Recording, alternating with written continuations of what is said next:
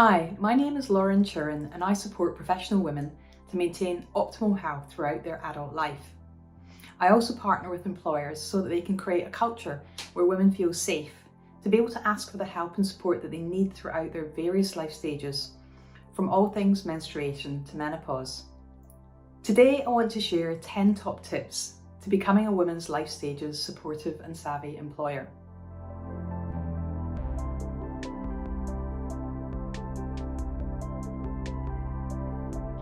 We all know when someone has a broken arm, they come into work wearing a cast. People know something's wrong because they can see it, they can empathise, and they can respond accordingly.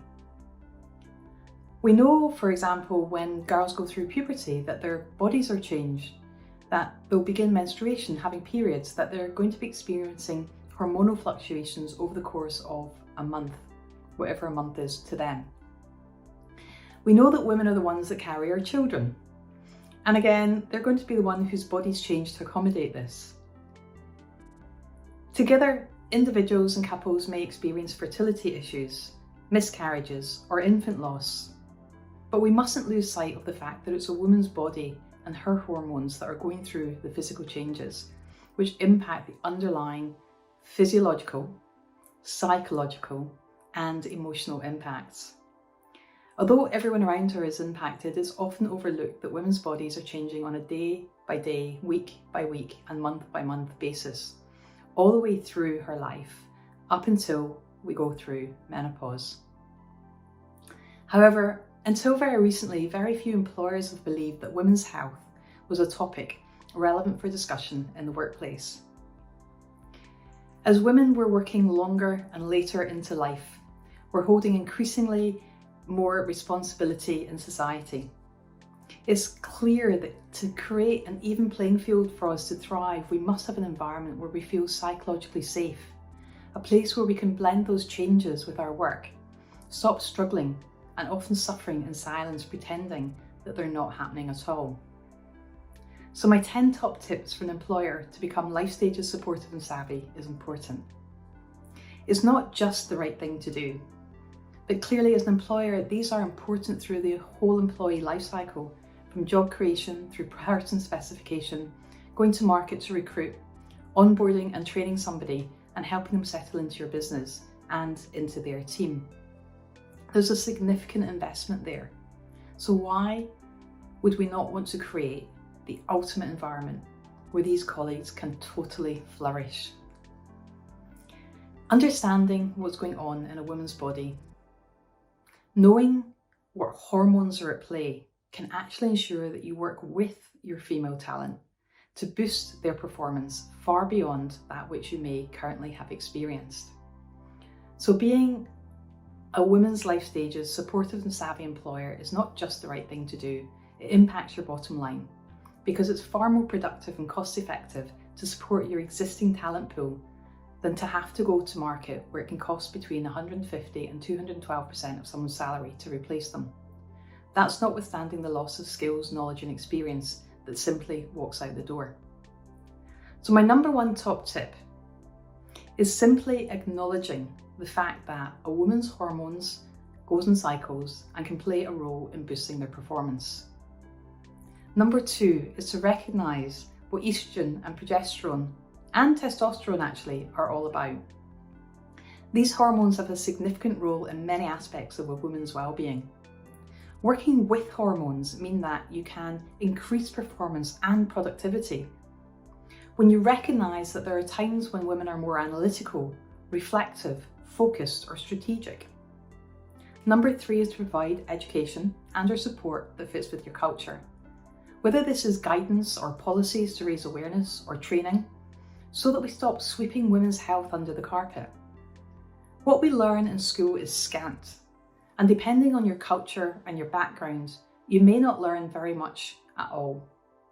So just having a basic knowledge of how women's hormones work, what they do, can avoid so many people suffering in silence, mental health issues and absences from work.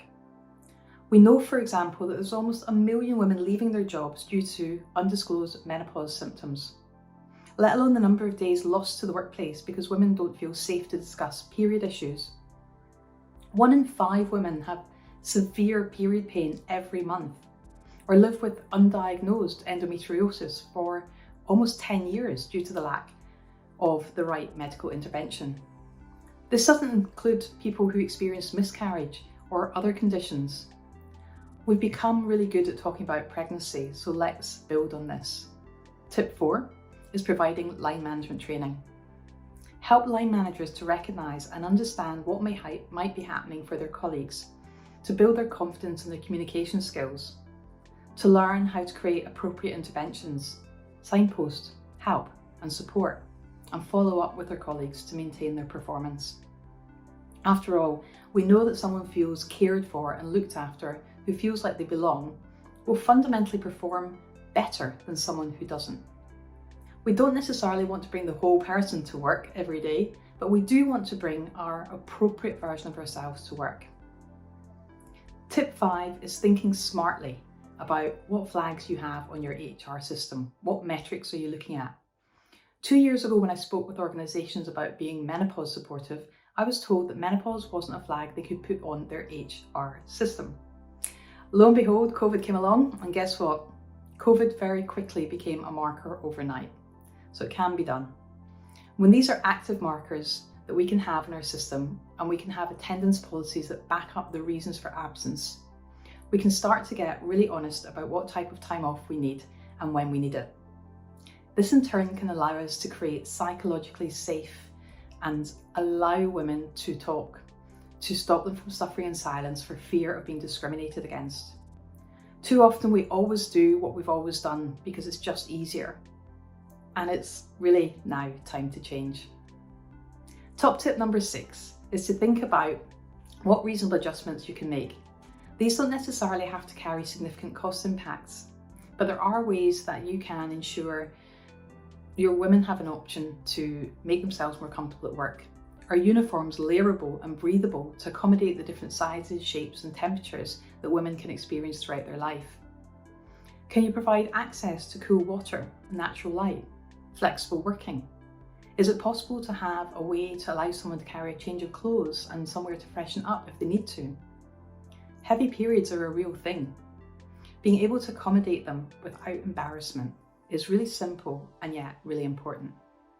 The better you understand something, and you know the people around you do too, then you can more easily start to lift some of the stigmas and taboos around monthly cycles, fertility issues, miscarriage and menopause. Top tip number 7 is to think about your performance metrics, your plans. How do you build into the formal touch points in your organisation someone's health and well-being? I've seen this done so well with many of my clients.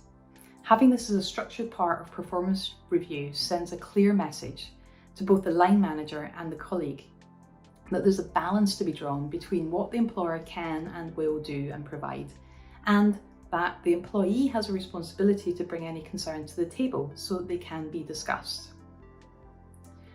We still live in an environment in many organisations where women feel ashamed or scared or fearful to raise health concerns because they don't want to be seen as weak and vulnerable, and we have to change this. Top tip number 8 is to scrutinise your policies. Perhaps when you look at women's life stages rather than individual pregnancy or menopause or period policies, it can be easier to accommodate time off when needed for everyone across your whole population.